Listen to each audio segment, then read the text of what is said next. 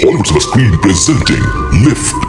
इस कहानी की शुरुआत में हमें वेनिस दिखाया जाता है, जहाँ एक ऑक्शन में काफी कीमती चीजों की नीलामी होनी होती है, जिस वजह से बारी बारी अमीर लोग मास्क पहनकर यहाँ पर बैठे हुए हैं। और यहीं पर हम कहानी के मेन कैरेक्टर को देखते हैं, जिसका नाम साइरस है। वो काफी स्मार्ट होता है, जो यहाँ पर अपने साथियों के साथ चोरी का प्लान कर चुका है, क्योंकि वो मास्टरमाइंड होने की वजह से बहुत बेहतरीन तरीके से पहले भी कई बार चोरियां कर चुका है। अब इस नीलामी की लाइव वीडियो भी लंदन में चल रही होती है। आधे खरीदार तो वेनिस में बैठे होते हैं, जबकि आधे लंदन में बैठे हुए हैं। यही हमें साइरस की टीम के बारे में बताया जाता है, जिनमें से टॉप पर वो खुद है। फिर होती है एक पायलट लड़की, एक है लॉक मास्टर, जो हर तरह के मुश्किल लॉक्स को आसानी से तोड़ सकता है। इनके अलावा एक हैकर, एक इनका साथी इंजीनियर और एक बड़ी उम्र का आदमी जो इनका हेल्पर है। वो इनकी चोरी करने में मदद करता है और इस समय वो भी साइरस के साथ नीलामी में आया हुआ है। यहाँ हर जगह पर कैमरास लगे हुए हैं, जिन पर पुलिस की नजर होती है। और सबसे सीनियर पुलिस ऑफिसर, जिसका नाम एबी है, वो काफी समय पहले साइरस से मिली भी थी, जहाँ पर इनकी दोस्ती हो गई थी। और जब एबी को पता चला कि वो कितना बड़ा चोर है, तो एक मिशन पर उसने साइरस को भी पकड़ने का प्लान बनाया। लेकिन वो काफी स्मार्ट था, इसलिए साइरस वहाँ से भाग गया। लेकिन इस बार एबी अपनी टीम के साथ पूरी तरह से तैयार होती है, यानी कि साइरस जैसे ही चोरी करेगा,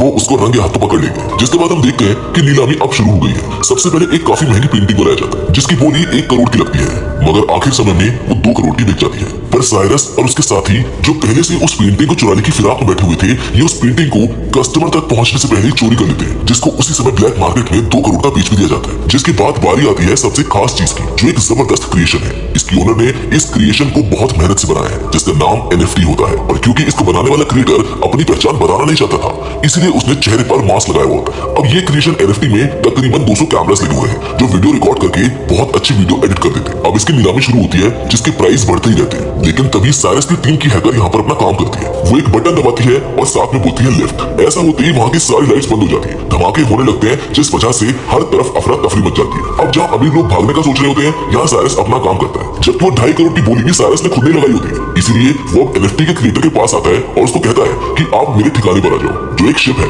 NFT भी वहीं पर लाई जाएगी और हम आपको पैसे भी वहीं पर दे देंगे। अब वो सारी चीजें ऊपर बैठी एबी देख रही होती है, इसीलिए वो साइरस को पकड़ने के लिए खुद भी जाती है और अपने साथियों को भी लगा देती है। पर साइरस और उसकी टीम जो यहाँ से भाग रहे थे, उनके पीछे पीछे एबी और उसकी टीम बढ़ जाती है। वो लोग पहले ऐसे ही भागते रहते हैं, जिसके बाद वो स्पीड बोट में बैठ जाते हैं, जहाँ पुलिस को चकमा देते हुए समुद्र के बीच में आ जाते हैं। इन्होंने बैरियर्स खड़े कर दिए थे, जिससे पुलिस इनके पीछे तक आ जाती है, लेकिन फिर भी ये लोग निकल जाते हैं। ये लोग अपने ठिकाने और शिप में पहुंच जाते हैं, जहाँ ये NFT के लेन देन के बाद खूब पार्टी करते हैं। एबी, जो अभी भी छानबीन कर रही होती है, वो नीलामी में आए लोगों की वीडियो को बड़ी गौर से देख रही थी।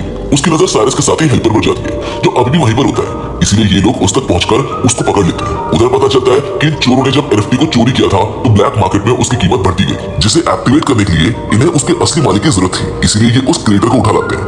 आधा प्रॉफिट वो उसको दे देते हैं, इससे उन दोनों का फायदा होता है। उधर साइरस की टीम का हेल्पर एबी के साथ ही बैठा हुआ था और वो सभी सवालों के उल्टे सीधे जवाब दे रहा था। एबी कहती है कि मैं तुमको जेल में डाल दूंगी और सबके सामने तुम्हारी सच्चाई ले आऊंगी। अच्छा होगा कि तुम अपनी टीम के बारे में हमको सब कुछ सच बता दो। जिस पर हेल्पर कहता है कि मेरी टीम इस वक्त लंदन में है, अगर उनको पकड़ना है तो तुमको मेरे साथ वहाँ पर जाना होगा। इसीलिए अब एबी अपने साथियों को लेकर लंदन के पुलिस डिपार्टमेंट में चली जाती है। यहाँ उसकी मुलाकात एक और ऑफिसर से होती है, जो उसको बताता है कि मुझको सीक्रेट तरीके से पता चला है कि सबसे बड़ा माफिया, जिसका नाम लास है, उसने हाल ही में मार्केट के शेयर के साथ हेराफेरी की है, जिस वजह से कीमतें ऊपर नीचे हुई और उसको बहुत प्रॉफिट हुआ। मगर इस प्रॉफिट की वजह से मार्केट या चीजों की कीमतों की उलट-पुलट नहीं, बल्कि शहर में कई चीज की उलट-पुलट हुई। असल में लास ने डैम का पानी पूरे शहर में फैला दिया है, जिससे वहाँ पर बाढ़ आ गई है। इस वजह से घर डूब गए हैं, लोगों की जानें चली गई हैं। और अब लास बिल्कुल ऐसे ही एक दूसरे शहर के साथ भी करने वाला है, जिसमें लास के साथ साथ एक काफी बड़ा माफिया भी शामिल है। और ये काम वो दोनों अगले 2 महीने में अंजाम देने वाले हैं। लास उस माफिया को पहले पेमेंट करेगा,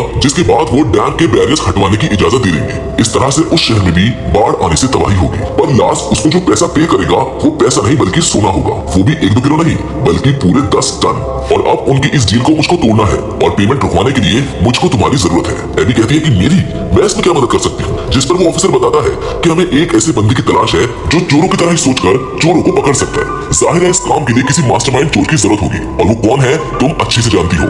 एबी समझ गई थी कि यहाँ पर ये ऑफिसर साइरस की बात कर रहा है, जिस पर एबी फौरन बोलती है कि नहीं नहीं सर, जैसा आप सोच रहे हैं वैसा कुछ नहीं हो सकता। आप चाहते हैं मैं साइरस के पास जाकर उससे मदद मांगू और वो हमारी मदद करने को तैयार हो जाएगा, ये नामुमकिन है। जिस पर ऑफिसर कहता है कि अगर साइरस और उसकी टीम ऐसा करने के लिए ना माने तो ना जाने कितने मासूम लोगों की जानें चली जाएंगी। तुम्हें कैसे भी करके उसको बनाना ही होगा ताकि हम लाश को रोक सके। जिसको सुनकर एबी अब मान जाती है और तुरंत पहुंच जाती है साइरस के पास। यहाँ पर दोनों एक दूसरे को ही दोष देने लगते हैं कि तुमने मुझको धोखा दिया है, मैंने तुमको नहीं दिया है। पर आखिर में बात खत्म करके साइरस उसके आने की वजह पूछता है, जिस पर एबी कहती है कि तुम्हें मेरे लिए एक चोरी करनी होगी और उसे एबी वो सारी बात बता देती है जो उस ऑफिसर ने एबी को बताई थी। वो कहती है कि तुम्हें वो सारा सोना चोरी करना होगा, जिसके बाद साइरस ये सारी बात अपने साथी को बताता है। उसके साथी चौंक जाते हैं, जिस पर साइरस कहता है कि मैं समझ सकता हूँ कि ये काम बहुत मुश्किल है लेकिन ये करना भी बेहद जरूरी है, क्योंकि अगर वो अपने प्लान में कामयाब हो जाते हैं तो पूरा शहर बाढ़ में बह जाएगा जिससे काफी मासूम जाने जाएंगे। लेकिन ये मिशन बहुत मुश्किल होने वाला था क्योंकि इनको सोना प्लेन से चोरी करना था और प्लेन में लार्स के गुंडे भी मौजूद थे। इसलिए यहाँ पर साइरस और उसकी टीम अपने काम में लग जाते हैं कि वो कैसे अपने इस मिशन को अंजाम देंगे। यहाँ सबसे पहले हैकर बताती है कि अगर हम बिल्कुल वैसा ही दिखने वाला प्लेन बना लें तो चोरी करना आसान हो जाएगा।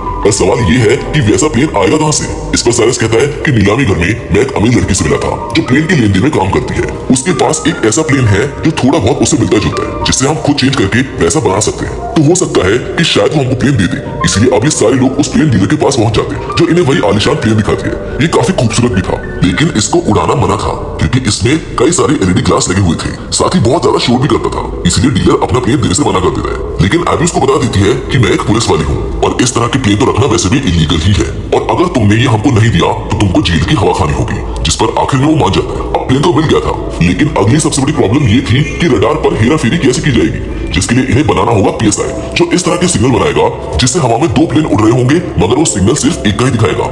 लेकिन यहाँ एक छोटी समस्या थी, मतलब जब ये दोनों प्लेन्स को एक दूसरे के ऊपर नीचे करेंगे तो कुछ समय के लिए रडार पर ये दोनों प्लेन्स नजर आएंगे जो हेडक्वार्टर में बैठे लोग देख लेंगे। इसलिए इन्हें वहाँ अपने किसी खास आदमी को बैठाना होगा। जिस पर एबी कहती है कि एयरपोर्ट पर मैं एक ऑफिसर को जानती हूँ जो मेरा दोस्त है, वो वहीं बैठा होगा तो हमारा काम कर देगा। इसलिए ये सब अब उस ऑफिसर से मिलते हैं जो हैंडीकैप था और वो व्हील चेयर पर होता है। ये अपनी बात उसके सामने रखते हैं लेकिन वो ऐसा करने से मना कर देता है। वो कहता है कि सॉरी मैं ये काम नहीं करूंगा क्योंकि इसमें चोरी शामिल है और वो भी उसके लिए जो शहर का सबसे बड़ा माफिया लास है। नहीं, बिल्कुल भी नहीं।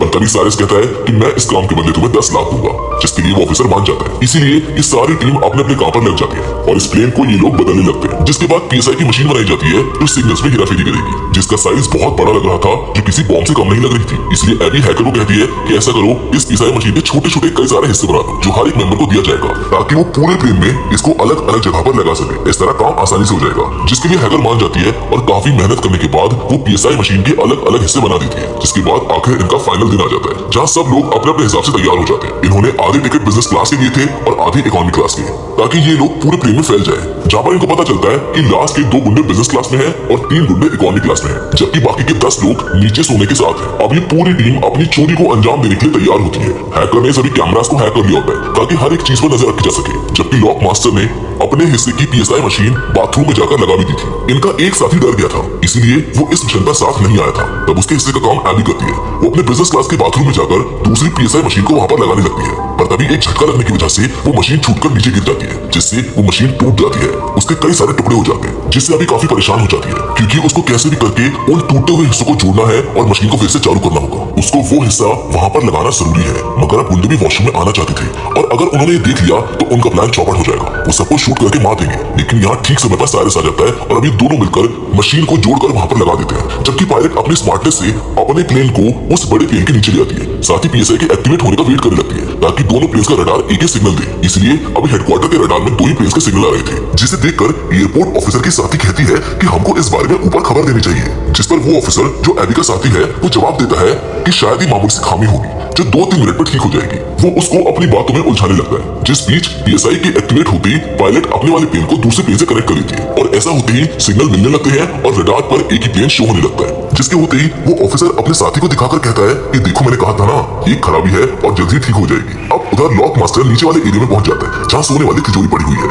वो अपनी हाईटेक मशीन को तिजोरी पर लगा देता है और उसका लॉक तोड़ने की कोशिश करता है, पर इस बीच गुंडों को शक होने लगता है, इसलिए वो अपने सोने तक पहुंचने की कोशिश करने लगते हैं। अब इस बात की खबर साइरस को भी पता चल जाती है, इसलिए वो उनको रोकने की कोशिश करता है, जिससे अब उन सब चोरों की लास्ट के गुंडों से लड़ाई शुरू हो जाती है। इनकी जबरदस्त लड़ाई होने लगती है, वो भी चलते हुए प्लेन में, जिस वजह से झटका लगने की वजह से पायलट को लगता है कि प्लेन में कोई गड़बड़ है। इसलिए वो तुरंत हेडक्वार्टर में खबर देता है। तब एबी के साथी ऑफिसर उससे कहता है कि मौसम खराब है, इसलिए आपको पास के हवाई अड्डे पर प्लेन को उतारना होगा। उसकी बात मानकर पायलट प्लेन को उतारने लगता है। और ये जगह प्लेन को लैंड कराने के लिए छोटी है, जिस वजह से उस पायलट को काफी मुश्किल होती है। लेकिन वो जैसे तैसे प्लेन को उस छोटे से हवाई अड्डे पर उतार लेता है। इसीलिए अब साइरस की पायलट साथी भी प्लेन को वहाँ पर लैंड करवा देती है। पर इस बात का लास्ट को भी पता चल जाता है कि हमारा प्लेन हाईजैक हो गया है। जहाँ उसको लैंड करवाना था वहाँ होने के बजाय वो कहीं और ही लैंड हो गया है। इसीलिए लास अपने साथियों को कहता है कि जो कोई भी मेरे सोने को मुझ तक पहुँचने से रोक रहा है उनको खत्म कर दो या फिर मेरे पास लेकर आओ। इस तरह मेरा सोना मुझ तक आ जाएगा। उधर लॉक मास्टर साइरस से माफी मांगता है कि प्लीज मुझको माफ कर दो, मैं टाइम के अंदर लॉक को तोड़कर सोना नहीं चुरा पाया। अब ये सोना गुंडो और उनके साथी माफिया लास के हाथ लग जाएगा और ये अपनी खतरनाक डील कर लेंगे। अब इनके पास और कोई रास्ता नहीं होता, इसलिए गुंडो के साथ सोना समेत ये लोग लास के पास जाने लगते हैं। इन्हें प्लेन के जरिए इनकी पायलट ही इनको लेकर जा रही होती है। उधर लास के पास वो माफिया भी आ जाती है। वो चाहती थी कि डील होती जल्द से जल्द शहर में बाढ़ आए ताकि मार्केट के शेयर्स ऊपर नीचे होने से दोनों के फायदे हो। लेकिन उस माफिया को भी पता चल जाता है कि जिस प्लेन के जरिए इनका सोना रहा था वो हाईजैक हो गया है। पर लास उसको समझाता है कि मेरे गुंडों ने सिचुएशन को अपने कंट्रोल में कर लिया है, माल आपको मिल जाएगा, बस डील को कैसे भी करके आज के आज ही फाइनल करना होगा। उधर प्लेन में अभी भी लड़ाई हो रही होती है, जिस वजह से केएसआई के सारे हिस्से बर्बाद हो जाते हैं। ऐसा होने से अब हेडक्वार्टर के रडार में दोनों प्लेन्स दिखने लगते हैं। तब प्लेन को ट्रेस करके गवर्नमेंट अपने फाइटर जेट्स को प्लेन के पीछे भेज देती है और हमला करने के लिए कहती है। लेकिन यहाँ साइरस और पायलट अपना दिमाग लगाते हैं और ये प्लेन को उल्टा करके उसमें लिख देते हैं कि इसमें लोग हैं, इसलिए हम पर हमला ना किया जाए। इसलिए फिलहाल वो फाइटर जेट्स उन पर हमला नहीं करते हैं, बल्कि वो उनका पीछा करने लगते हैं ताकि जब ये प्लेन लैंड हो तो पुलिस वाले आकर इन सभी को सेव कर सके या फिर इस सिचुएशन को हैंडल कर सके। जिसके बाद अब ये प्लेन लैंड होता है लास के महल के ग्राउंड में, जो उसके घर के ग्राउंड को बर्बाद कर देता है। और सिर्फ यही नहीं, बल्कि ये उसके घर की सिक्योरिटी वॉल को तोड़कर अंदर घुस जाते हैं और ऐसा होते ही सारा सोना भी निकलकर नीचे गिर जाता है। ये देखकर माफिया लास को कहती है कि अब तो मैं सारा सोना भी ले जाऊंगी, साथ ही हमारी डील भी कैंसिल है। जो कहकर वो वहाँ से जाने लगती है और लास जिसको गुस्सा आ गया था वो उसको शूट करके मार डालता है। तभी वहाँ पर पुलिस भी आ जाती है जो इनका पीछा कर रही थी। वो इन्हें चारों ओर से घेर लेती है। पुलिस जैसे ही लास को पकड़ने लगती है वो कहता है कि ये मेरा अपना घर है और ये सब चोर हैं जो उस माफिया औरत के साथ डील करने आए थे। असली गुनहगार ये सब हैं, इन्होंने ही माफिया को मारा था, तो आप इनको पकड़े और मेरे घर को जल्द से जल्द खाली कर दे। पर यहाँ साइरस अपना दिमाग लगाता है जो प्लेन के एलईडी ग्लास और एनएफटी क्रिएशन की रिकॉर्डिंग से पुलिस को ये दिखा देता है कि असली गुनहगार लास ही है। इसने ही औरत माफिया से सोने की डील की थी, पूरे शहर को बर्बाद करने की प्लानिंग भी इसी की थी। इसीलिए लास को पुलिस गिरफ्तार कर लेती है। इस मिशन में एबी और लेनिन का ऑफिसर भी शामिल थे, जिनका मकसद है इस डील को रोकना। तो इसमें कामयाब होने की वजह से वो सारा सोना पुलिस अपने साथ ले जाती। मतलब इतने मुश्किल हालात का सामना करने के बाद भी इन चोरों के हाथ में कुछ नहीं लगता है। लेकिन फिर भी एबी साइरस की टीम का हिस्सा बन जाती है। यहाँ एबी जब बच्ची थी तो उसे एक पेंटिंग काफी पसंद आ गई थी, जो अब साइरस उसको गिफ्ट करने का सोचता है ताकि एबी उससे इंप्रेस हो जाए और ये लोग फिर से एक हो जाए। और अब यहाँ पर सबसे बड़ी बात सामने आती है। असल में लॉक मास्टर ने तिजोरी को तोड़कर सारा सोना पहले ही वहाँ से निकाल लिया था। वहाँ असली सोने की बजाय नकली सोना रख दिया गया था और इस तरह से नाटक किया जैसे वो तिजोरी तोड़ ही ना पाया हो। यानी कि जो सोना पुलिस के हाथ लगा था दरअसल में वो सोना नकली था, जबकि असली गोल्ड तो उसी समय आसमान से ही गायब कर दिया गया था और ये लोग उसे अपने ठिकाने पर भिजवा भी चुके थे। यानी कि ये चोर एक बार फिर अपने मास्टरमाइंड की वजह से इतने बड़े सोने की चोरी को अंजाम दे चुके थे। जिसके बाद ये सब लोग अपना सोना लेने के लिए जाते हैं, जहाँ पर ये एक दूसरे से गले लगते हैं। इनकी खुशी का कोई ठिकाना नहीं होता है। ये अपनी जिंदगी के नए सफर पर और एडवेंचर करने के लिए तैयार हो जाते हैं, जिसके साथ ये कहानी यहीं पर खत्म हो जाती है। तो